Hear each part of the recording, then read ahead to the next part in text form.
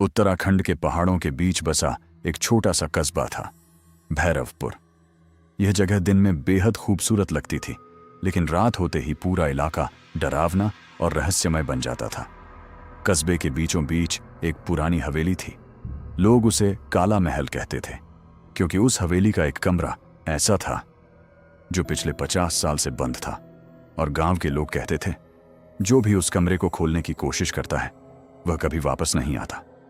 कहानी शुरू होती है 4 दोस्तों से, अमन, दीपक, राहुल और करण। ये चारों यूट्यूब के लिए हॉरर एक्सप्लोरेशन वीडियो बनाते थे। एक दिन राहुल को इंटरनेट पर एक आर्टिकल मिला, भारत की सबसे डरावनी हवेलियां। उस लिस्ट में एक नाम देखकर वह चौंक गया, भैरवपुर का काला महल। राहुल ने तुरंत अपने दोस्तों को कॉल किया।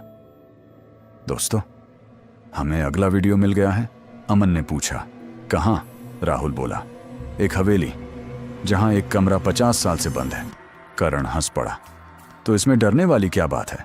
राहुल ने धीरे से कहा, क्योंकि जो भी उसे खोलता है वह गायब हो जाता है। कमरे में अचानक सन्नाटा छा गया। कुछ सेकंड बाद दीपक बोला, तो फिर हमें वहीं जाना चाहिए। चारों दोस्त रात को कार से भैरवपुर पहुंचे।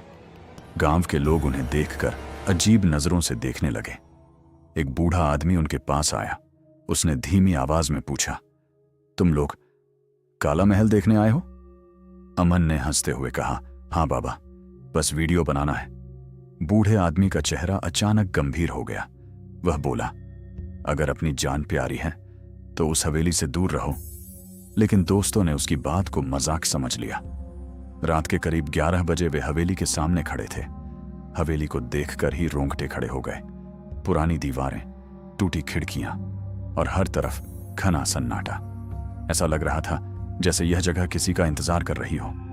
अमन ने कैमरा ऑन किया। दोस्तों, आज हम भारत की सबसे डरावनी हवेली के अंदर जाने वाले हैं।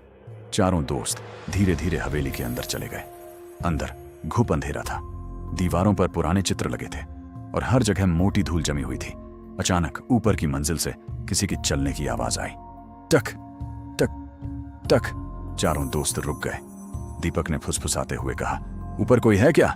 राहुल बोला, शायद कोई जानवर होगा। लेकिन वह आवाज अब और साफ आने लगी थी, जैसे कोई धीरे धीरे सीढ़ियों से उतर रहा हो। वे लोग ऊपर की मंजिल पर पहुंचे। वहां एक लंबा गलियारा था। गलियारे के आखिर में एक पुराना लकड़ी का दरवाजा था। उस पर बड़ा सा ताला लगा हुआ था और दरवाजे पर लाल रंग से लिखा था, इसे कभी मत खोलना। करण हंसते हुए बोला, यही होगा वो कमरा।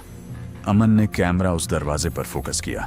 दीपक बोला, यार, सच में खोलना जरूरी है क्या? राहुल बोला, भाई, यही तो हमारे वीडियो का क्लाइमेक्स है। करण ने जेब से हथौड़ा निकाला। कुछ ही सेकंड में ताला टूट गया। दरवाजा धीरे धीरे खुलने लगा और तभी कमरे के अंदर से बर्फ जैसी ठंडी हवा बाहर आई। चारों दोस्तों के शरीर में सिहरन दौड़ गई। कमरा पूरी तरह अंधेरे में डूबा हुआ था। अमन ने टॉर्च जलाई और जो उन्होंने देखा उसे देखकर उनके होश उड़ गए। कमरे की दीवारों पर सैकड़ों हाथों के निशान बने हुए थे, जैसे किसी ने बाहर निकलने की कोशिश की हो। फर्श पर पुराने खून के दाग थे। अचानक दरवाजा अपने आप जोर से बंद हो गया। धड़ाम! चारों दोस्त घबरा गए। दीपक चिल्लाया, दरवाजा खोलो, लेकिन दरवाजा हिल भी नहीं रहा था। तभी कमरे के कोने से एक आवाज आई, तुमने दरवाजा खोल दिया। चारों ने एक साथ उस तरफ देखा। अंधेरे में कोई खड़ा था। अमन ने टॉर्च उस तरफ घुमाई और जो उन्होंने देखा वह इंसान नहीं था, एक लड़की जिसका चेहरा आधा जला हुआ था, आंखें पूरी काली और शरीर पर पुराने कपड़े। वह धीरे धीरे उनकी तरफ चलने लगी। राहुल डर के मारे बोला, तुम कौन हो? लड़की की आवाज गूंजने लगी, मैं इस कमरे की कैदी हूं। 50 साल पहले मुझे यहां जिंदा बंद कर दिया गया था। चारों दोस्त कांपने लगे। लड़की बोली, और जो भी इस दरवाजे को खोलता है वह मेरी जगह ले लेता है। अचानक कमरे की लाइट अपने आप जल उठी और चारों दोस्तों ने देखा, कमरे में सिर्फ वह लड़की ही नहीं थी, वहां दर्जनों भूत खड़े थे। सभी उन्हें घूर रहे थे। अमन चीखा, भागो! लेकिन तभी दीवारों से सैकड़ों हाथ निकल आए और चारों दोस्तों को पकड़ लिया। अगली सुबह गांव के लोग हवेली के पास पहुंचे। उन्हें बाहर जमीन पर एक कैमरा पड़ा मिला। कैमरा अभी भी रिकॉर्डिंग कर रहा था। वीडियो में आखिरी दृश्य दिखाई दे रहा था। चारों दोस्त उस कमरे में खड़े थे और उनके पीछे वही जली हुई लड़की मुस्कुरा रही थी।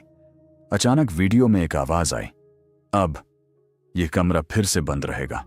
फिर कैमरा जमीन पर गिर गया। उस दिन के बाद वह कमरा फिर से बंद कर दिया गया और आज भी भैरवपुर के लोग कहते हैं आधी रात को उस हवेली से चीखने की आवाजें आती हैं और शायद वह चारों दोस्त अभी भी उस कमरे में फंसे हुए हैं।